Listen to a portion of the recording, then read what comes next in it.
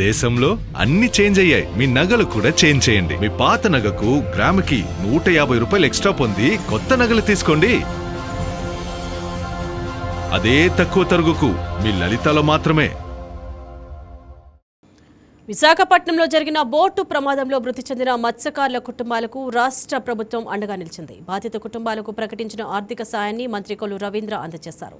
ఒక్కో కుటుంబానికి 10 లక్షల రూపాయల చొప్పున పరిహార చెక్కులను పంపిణీ చేస్తూ ప్రభుత్వం బాధిత కుటుంబాలకు అన్ని విధాలుగా అండగా ఉంటుందని భరోసా ఇచ్చారు. ఈ సందర్భంగా fishing harbour mechanized boat operators అసోసియేషన్లో ఏర్పాటు చేసిన కార్యక్రమంలో బాధిత కుటుంబ సభ్యులు, మత్స్యకార సంఘాల ప్రతినిధులు పాల్గొన్నారు. ప్రమాదం జరిగిన వెంటనే ప్రభుత్వం స్పందించి సహాయక చర్యలు చేపట్టిందని మంత్రి కొల్లు రవీంద్ర తెలిపారు. మత్స్యకారుడు చిన్న అందించిన సమాచారం ఆధారంగా గాలింపు చర్యలు చేపట్టామని, ఆ ప్రమాదంలో ఉన్న వారంతా మృతి చెందినట్లు భావిస్తున్నామని వెల్లడించారు.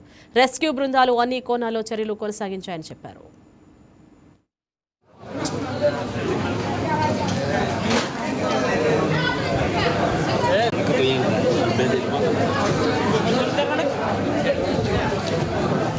విశాఖపట్నం ఫిషింగ్ హార్బర్ నుంచి 30వ తారీఖున వేటకెళ్ళినటువంటి బోటు ప్రమాదవశాత్తు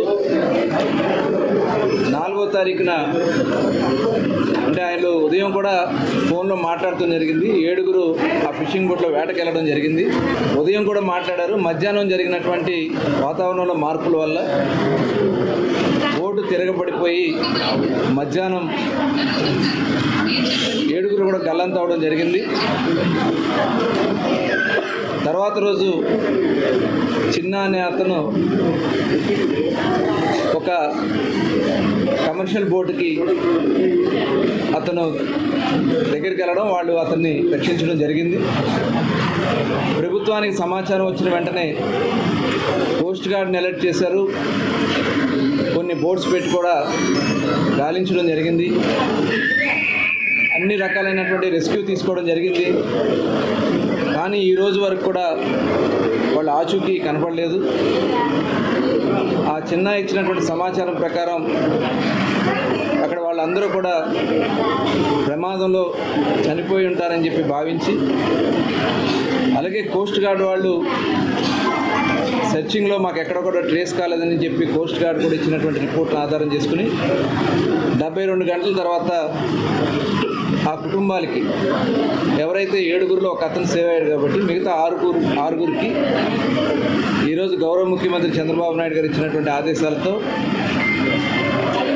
ఆ కుటుంబాలకి ఫిషరీస్ డిపార్ట్మెంట్ నుంచి ఒక 5 లక్షలు, సీఎం రిలీఫ్ ఫండ్ నుంచి ఒక 5 లక్షలు కలిపి 10 లక్షల రూపాయలు చెక్ వారికి అందించడం జరిగింది.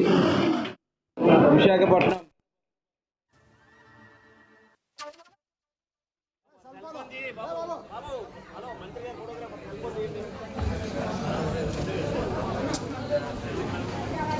బంగారం బ్యాంకులో ఉంటే అది మీ అప్పు, అదే శివ గోల్డ్ కంపెనీకి తీసుకొస్తే అది మీ పెట్టుబడి. తాకట్లో ఉన్న మీ బంగారాన్ని మేము విడిపించి ఈరోజు మార్కెట్ ధర కొని స్పాట్లో మీ నగదు మీకు అందిస్తాం. ప్రతి నెల వడ్డీలు కట్టడం లాభమా లేదా ఇలా చేయడం లాభమా మీరే ఆలోచించుకోండి. శివ గోల్డ్ కంపెనీ, అప్పులేని ఆనందకరమైన రేపటికి సరికొత్త మార్గం. జస్ట్ ఒక కాల్ చేయండి. తాకట్లో ఉన్న మీ బంగారాన్ని విడిపించి ఈ రోజు మార్కెట్ రేట్కే కొనబడును.